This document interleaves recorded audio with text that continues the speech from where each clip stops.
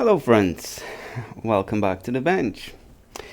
Our patient here is another Surface Pro 5, but we're not going to be working on it today because today I have an interview. So I've been applying for jobs in the software engineering space for the past 22 days. Today is day number 23, and that's my first interview. But it's nothing to write home about yet, because here's what the process looks like. First, you get GPT vetting interview, right? I told you about that yesterday. I took it yesterday in the morning before I recorded the video. I felt it went well. I mean, if I have to describe what it looks like, it's very similar to the interview you would have with a person, with the exception of the person first kind of telling you about the company and about the role you're applying to, and maybe you ask some questions regarding the stack they're using or technology, stuff like that. So that part is different because you're not allowed to ask any questions. You're talking to basically a chatbot. So you get few technical questions, like very vague, generic, questions regarding architecture, efficiency, that kind of stuff.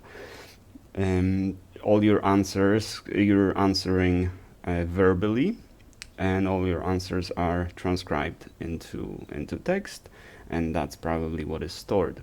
You are also on the camera, and you're sharing your screen. Most likely it's a security measure or anti-cheating measure, so you don't I don't think that should be a big restriction that you cannot Google anything, but on top of that you could also open ChatGPT and just paste the question and just copy the response from ChatGPT and paste it into the response box, right?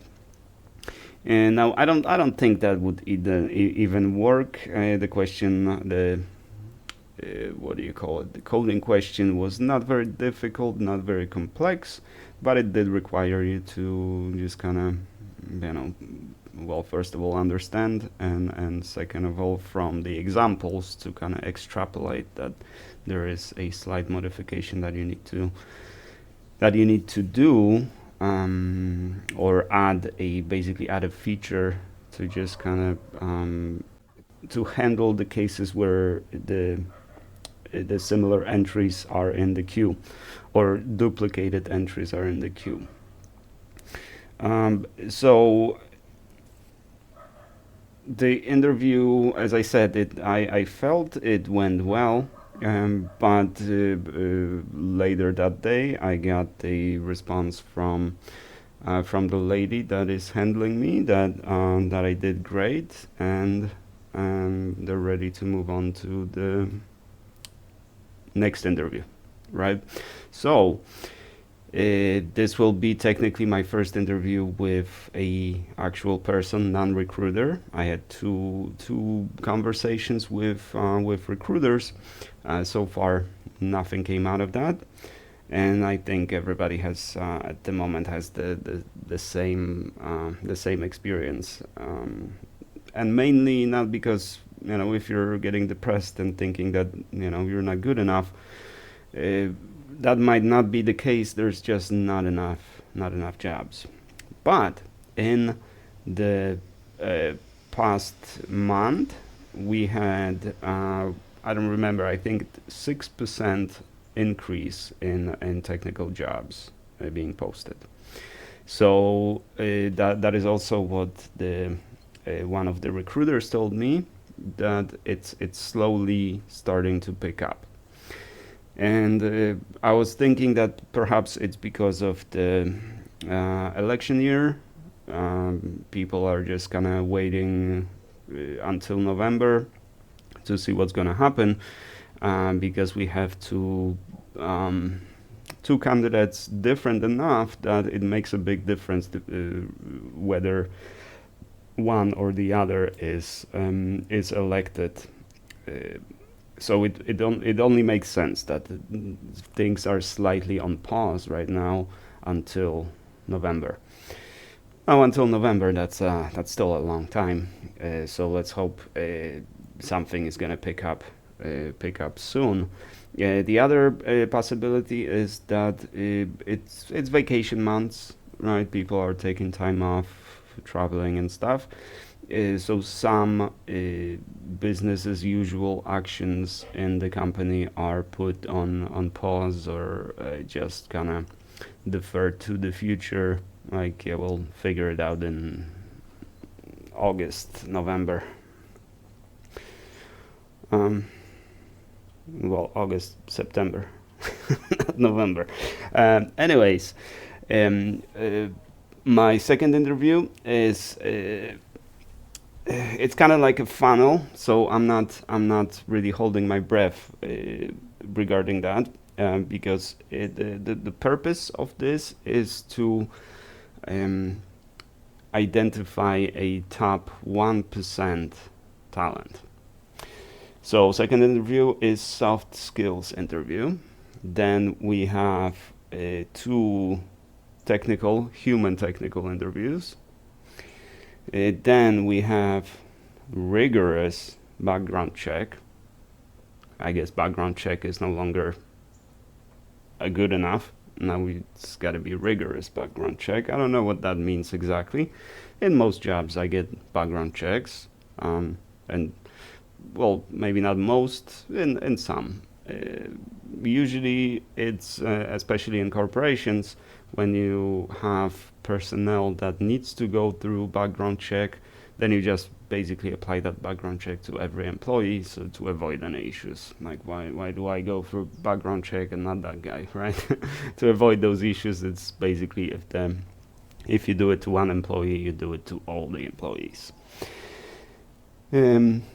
After the rigorous background check, we have something called AI training. Whatever that might be, I might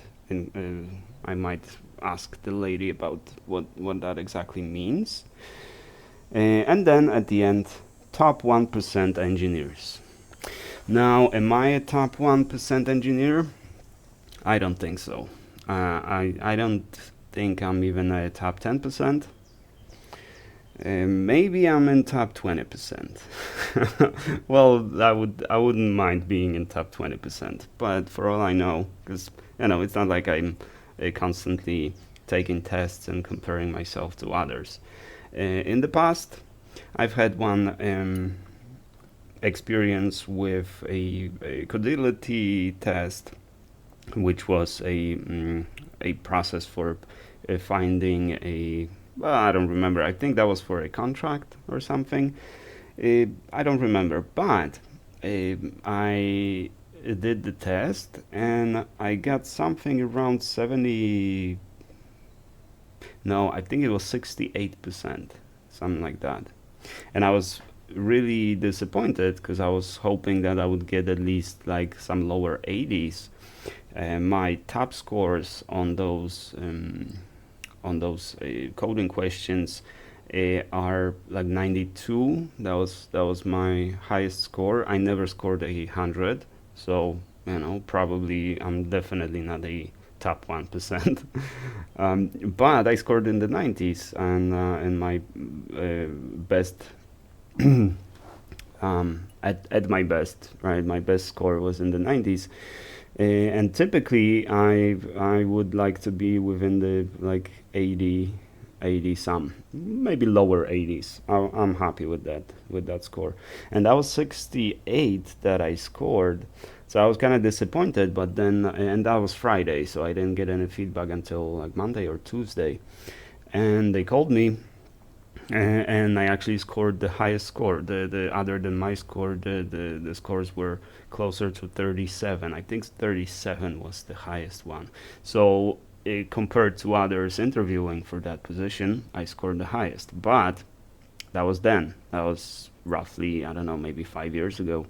maybe 3 years ago. That was some time ago. It was different. People who were talented, people who are extremely proficient in software engineering, they had jobs.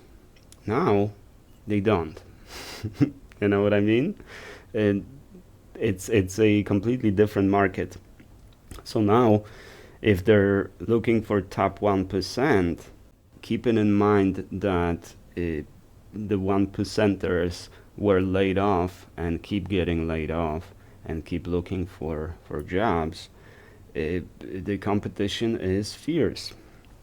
So I really don't think I can actually go through the entire process and get an offer at the end of it. I will still try, and I think I should go through this soft skills interview. Um, I'm a little worried about the two technical interviews.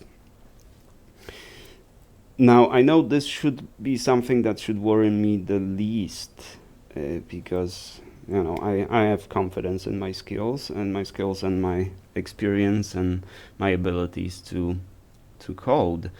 Um, but some of these technical interviews are intricate enough that if you don't practice, it doesn't matter how much experience and common sense and knowledge you have.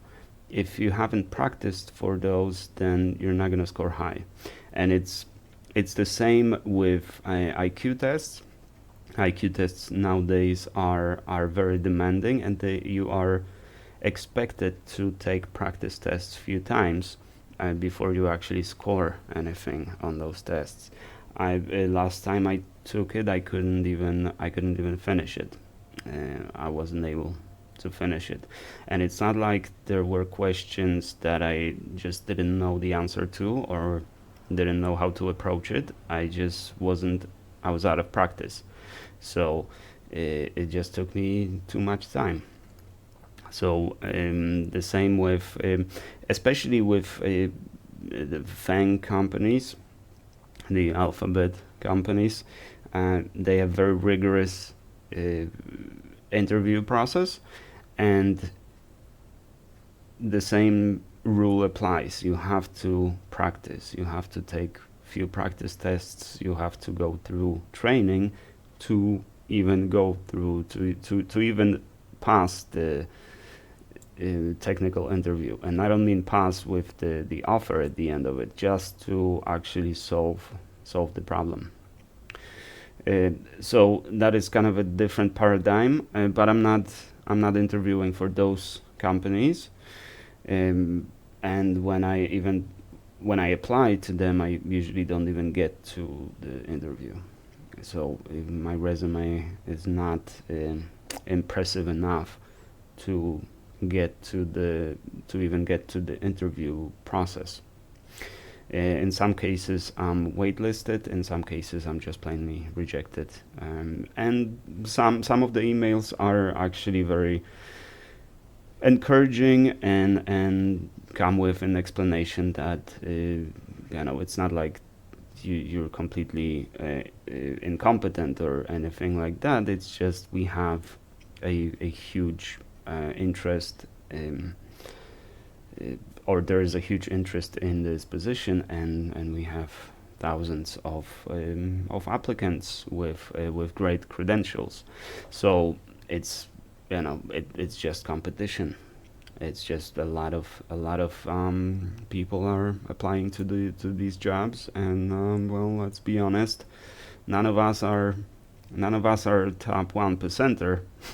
And in this case, actually, it's not only about the top 1%ers, because as I said, if my resume is not allowing me to even interview, then they don't really have any tools to determine whether I'm proficient in what I do or not. It just I don't even get the chance. So that is especially discouraging, and kind of depressing that you don't even get the chance to fail, basically. One thing that definitely worries me at the moment is that to get this interview, the soft skill interview, I had to go through AI process, right? Which tells me one thing prominently, especially. We don't want to invest anybody's time into even learning about anything about the candidate applying for the position, right? So our value went down so much that it's just not even worth 20-minute phone call with people that apply.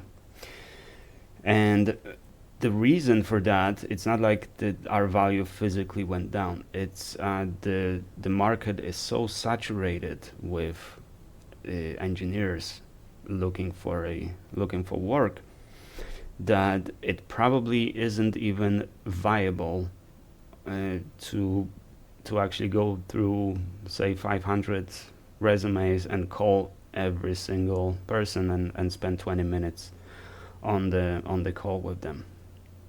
So that is what we are competing with nowadays. That is why it's so hard to find a job in the software engineering industry.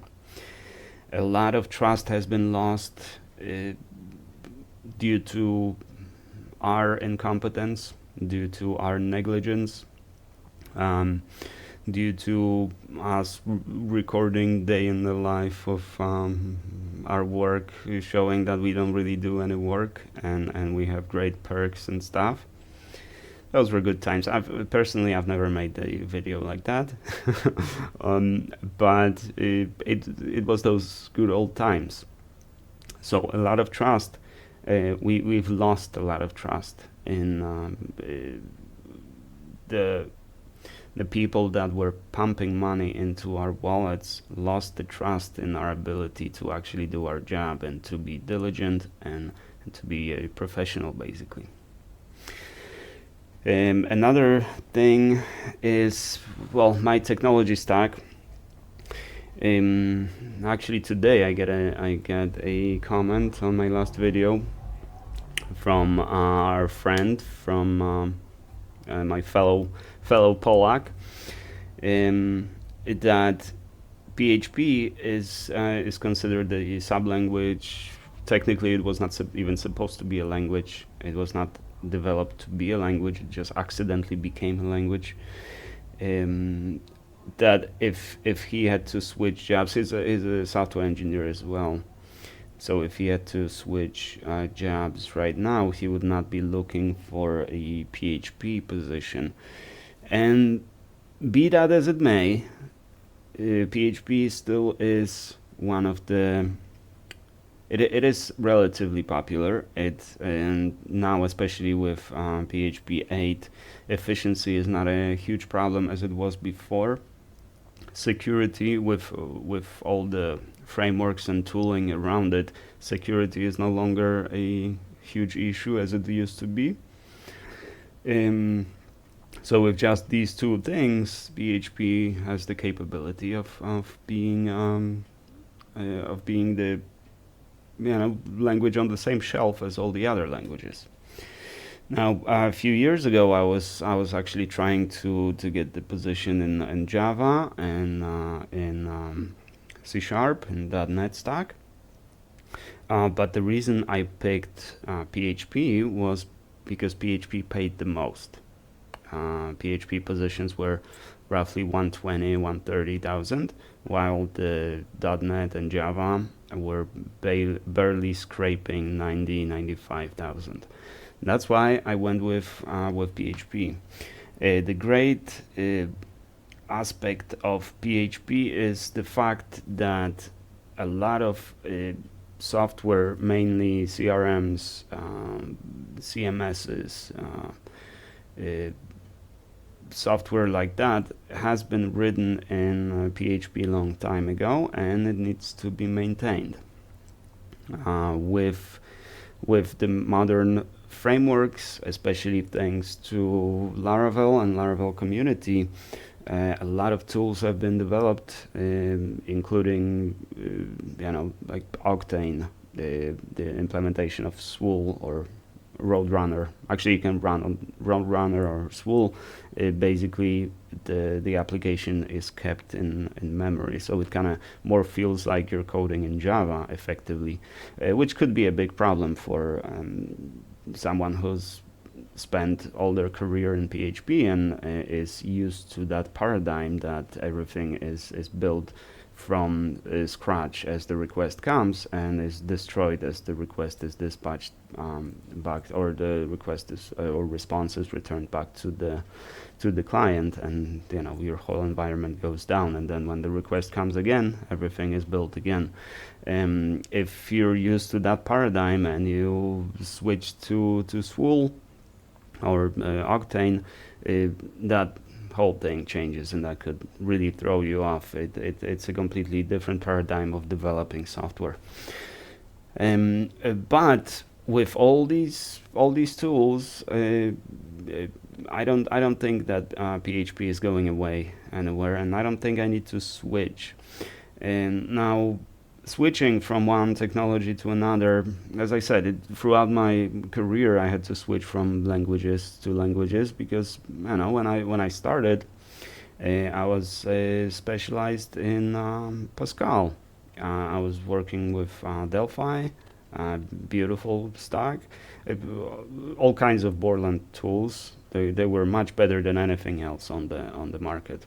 It's too bad the business model didn't make sense, or actually in their case it was more like they had to work with APIs developed by others, and that's kind of a crappy position to be in if you're reliant this much on someone else's API. And from what I know, that was the main reason Borland had to close doors. They just couldn't keep up with the hostile environment, basically. But I was, if it was up to me, I would still be working in Pascal. But nobody hires for that.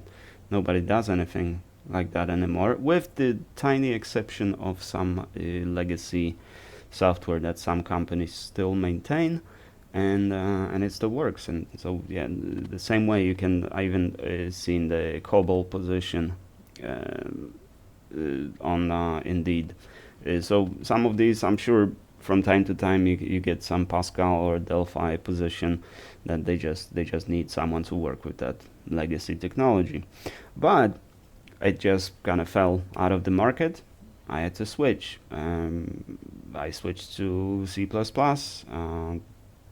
Then that was around 2011 maybe. I told myself that I will never work in the web, the network applications and stuff. I was strictly focused on local applications native to either Windows or Linux. But again, there was no work for that, so I switched to PHP. So now I have a couple decades of experience. Well, not couple decades, maybe decade and a half of experience in PHP. So it's kind of since the language is still alive, it would be kind of hard for me to just drop it and work entirely in a different ecosystem. I do enjoy C# a lot, and I also have some game development experience. I have plenty of experience with Java and Spring and writing APIs and stuff, Hibernate. A lot of I've done a lot of work with that. I could, but again, the technical process, the technical interview, no, it's not a market right now for people trying to get into new technologies. No one wants that anymore, or at least not at the moment.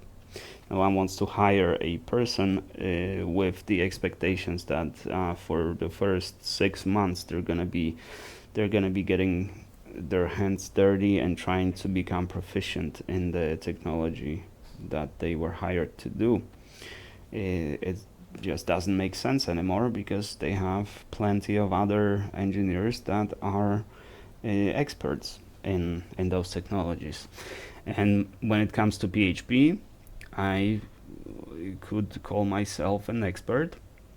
With my vast experience, I've seen a lot of problems. I've solved a lot of problems. I am aware of many pitfalls that other engineers might not be aware of. Um, a lot of solutions that a lot of other engineers might not know or not be even aware of, or at least not proficient in implementing them. So I have a lot of leverage in this language and this technology stack, and that if there was if the situation was different, like there's plenty of jobs just not for PHP, then definitely I would go with other technology. But it's universal across the languages. The one that especially is in demand from the job offers that I see is Python. Um, that is almost every other job requires Python, even if they require PHP slash Python slash Go. Go would be the second one. Also, I see it a lot. Ruby, for some reason, Ruby gained a lot of, or maybe not the Ruby gained a lot of popularity, but the job offers that appear seem to be a lot of Ruby on Rails. My knowledge of Ruby is that it's a language. And that's pretty much it. I think it's an interpreted language. It's not compiled language, but that's pretty much all my knowledge when it comes to Ruby. So obviously, I'm not gonna go into that. I'm not gonna start from the scratch. At least not not now. And truth be told, sometimes you have your preference when it comes to language, and my preference is not Ruby. The same with Kotlin.